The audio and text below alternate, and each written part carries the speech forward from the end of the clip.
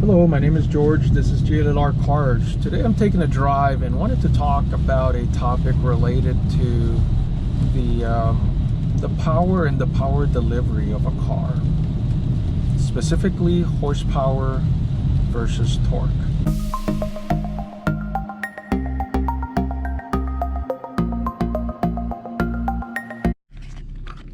So I stopped here for a minute because I wanted to show you in this car that I drive, it has these sport displays. It's not supposed to be blinking, it's just the refresh rate on the camera.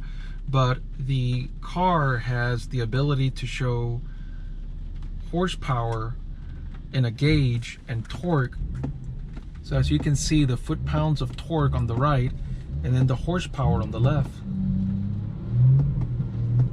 So as I drive around, it gives me the ability to at least see what the torque numbers are in the delivery and the maximum torque, and that's what the needle indicator is here on this point. So whenever it reaches that maximum number, as it did here, it shows me what that maximum number was on either one. But at least it gives me a visual clue of what those power and power delivery numbers look like. So again, horsepower versus torque, what is the difference and what it is that we look for and how do we feel? That's what I want to talk about. So first we can start by defining what torque and horsepower are. Torque is just nothing more than a force acting on a body, while horsepower is the torque multiplied by the revolutions per minute times some constant. So a torque is what you feel in the car when it's being moved by the force, that force generated by your engine. The horsepower is how fast that engine needs to move, how fast those cylinders need to move up and down, and that's usually measured in revolutions per minute or RPMs.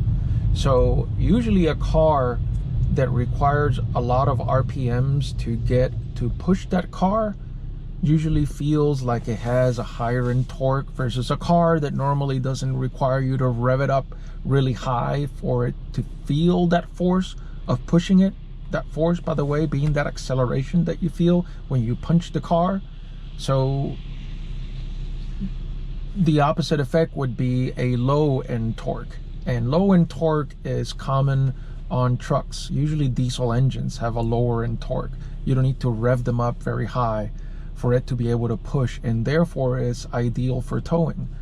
In case of a car that needs to feel like when you punch it right out of the gate, when like in the example in this car where I'm not moving, if I were to punch it and if I feel like I'm being pushed back into my seat, that torque, that's the feeling of torque that accelerates the car, that comes at a lower RPM or a lower rev if it's right out of the gate. If I need to wait until I get to about 3,000 RPM before I feel it, then it probably not be as exciting or pleasurable. And that's why the pleasure of driving is usually on a low end torque car.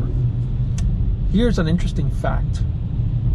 The Ford Mustang has a 8-cylinder engine and a 4-cylinder engine variant. The 4-cylinder engine variant is what they call the EcoBoost. It's a turbocharged 4-cylinder engine. The new Ford Ranger has that exact same engine as the EcoBoost 4-cylinder Ford Mustang. What Ford did to be able to have a 4-cylinder engine that's acceptable power in a truck is they basically tweaked the engine so that it has a lower end torque than the same engine you find in the Mustang. So what happens is if you're in the Ford Mustang and you punch it, you get good acceleration. And as anyone who's driven an EcoBoost, and in fact I reviewed one like this just to understand the driving experience, and it was very fast and it's very pleasurable to drive because of that torque. However, in the Ford Ranger, they tweaked it so that you feel more of that torque earlier on as you're revving the engine up earlier on, so you feel like you can push, you can tow more as a result of that. But most importantly, for a truck, I have not reviewed one of these, but based on everything that I've read and I've researched, it is one of the better performing mid-size pickup trucks on the market. That's with a 4-cylinder engine, which is pretty remarkable. And again, and that trick is the torque. There was a car a while back, the Mazda RX-7, that had a rotary engine, and that car would rev up as high as a motorcycle. The RPMs would go pretty high. However, you needed to rev it up that high to be able to get that torque, that push, that punch, for you to feel a pleasurable driving experience. But most people are not used to punching a car that much just to get power out of it. So as a result, many people bought the car and they felt that it didn't have that much power. Why is it that I'm accelerating it, I'm seeing it revving it up, and I still don't feel that feeling of acceleration of punching me back? And I know this because someone in the family had one and I drove it. But nevertheless, it was still a good car. It was just a feature of the car and how the torque was delivered at higher RPMs. But that just goes to illustrate the difference between horsepower and torque. It got good horsepower, but not as much torque. Whenever you look at the specs in any car and the amount of horsepower and torque measured in pounds per square inch, sorry, I stand corrected, foot-pounds, measured in foot-pounds. If the amount of torque measured in foot-pounds and power measured in horsepower is almost the same, that means that the engine has been tweaked to provide fairly good torque for the horsepower. Whenever the amount of torque is significantly lower in foot-pounds than the amount of power of the engine and horsepower, then that means that it hasn't been tweaked. So if you get a car, for instance, that has 200 horsepower and 200 foot-pounds of torque, that means it did a pretty good job, and at least that manufacturer or the maker of the engine to have good torque delivery for the amount of horsepower that engine produces. If on the other hand you have a car that has 400 horsepower and only 200 foot-pound of torque, that means that engine is not optimized. It doesn't provide good torque for the amount of horsepower that it has. But then again, you normally or usually don't see that. There's very few exceptions. You normally don't see that. There is that rare event when you can find car makers or engine makers that will have an engine that will produce more torque than horsepower, meaning let's say 300 horsepower is the engine, but 320 foot-pound of torque. That is truly remarkable. When you see something like that, and there are a few cases, I've seen some AMG products do that. BMW has done that in a few of their products.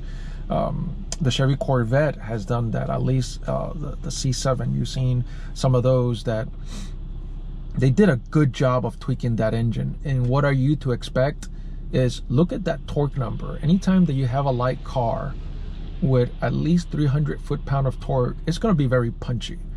If that car is, let's say, is average weight car, and for me average weight is 37 to 3,800 pound car, and has 300 foot-pound of torque or more, it's still punchy, but that punchiness is relative to who you're asking. If you're asking a car enthusiast, that may not be punchy enough. If you're asking someone who likes cars and drives cars, it is more than adequate. If you're asking someone who is not a car enthusiast and they just drive a car from point A to point B, that is really fast for them. If on the other hand you have a car that delivers 400 foot-pound of torque, regardless of weight, it is without any doubt going to be a very punchy car. And then the lighter that car gets for that amount of torque, the more punchy the car is going to get. So why is it that when we're looking at cars, we start getting into the numbers? We get into the numbers because there is no other reference that one can use but the numbers. Because if you see me driving, as I'm driving right now, and I punch the car like I did right there, I felt that acceleration, that punchiness to push me back into my seat. But for someone watching the video, what point of reference can any of you have to say, oh yeah, that was very good, or well, it was adequate, or it was really, really fast? Not unless I use some numbers to describe that. Again, how we describe it is relative to our own experiences. I tend to be a little more forgiving in terms of power. For me, a car does not need to have 500 horsepower and 500 foot-pounds of torque for it to be fast. For some people it is. For me, it isn't. For me, 300 horsepower and 300 foot-pound of torque is very fast and it's very enjoyable. Again, depending on how heavy that car is, but it's very enjoyable. The more power and torque a car has, the more expensive the car tends to get, because the one component of any car that makes it the most expensive component that any car can have is the power in the engine. The more sophisticated that engine is to deliver that much more power, the more expensive that car will become. So whenever someone is shopping for a car and it has all of these tech features and it has all of these comfort features and maybe even some luxury features, and they find a very, very good price, I usually ask someone, what kind of engine did that car have? What was the power and torque of that engine? And the reason I ask is because if you skimp on that, depending on what your pet peeves are in a car, then that's going to determine that driving experience. If you skimp on power and torque in a car, you may have a very nice car with a lot of tech features, a lot of creature comforts, and maybe even some luxury, that when you punch it, the engine just whines and it doesn't go anywhere. So if there is one component that you don't want to skimp on, it's on power and torque. So if I say power, I'm talking power and torque, and it's going to enhance that driving experience. A good power to the punch car is the Ford Mustang, specifically the new Ford Mustang Shelby GT500. It's got over 700 horsepower, over 700 foot-pounds of torque, and it's a car that starts at around $72,000.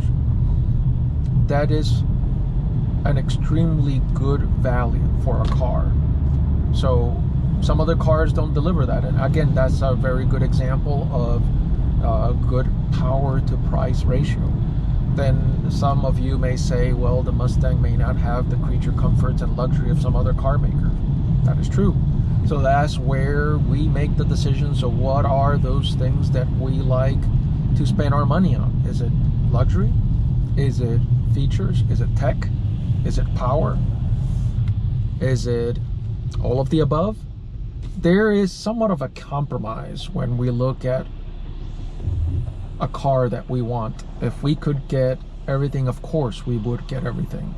But on a time when car makers are very competitive and there's so many different choices to make, the combination of luxury, features, tech, power is endless based on which model, which make, etc. So there is no one shoe fits all, and there is a need for each one of you to realize what it is that you like the most, and then go out there and try it. Go out there and drive different cars and see what is it that excites you the most about it. In some cases, may not be because of where you are or what you do or what you can afford. In many cases is because of what the car is intended to do. So if you're looking, you have a large family and you're looking to have, say, a minivan, yes, it'd be nice if they made a minivan with 500 horsepower and 500 foot-pounds of torque, but that is not the type of driver they'd be looking for power. They'd be looking for capacity. Therein lies the many choices that we make based on what we need to do. My name is George. This is GLLR Cars, and as always, drive safe.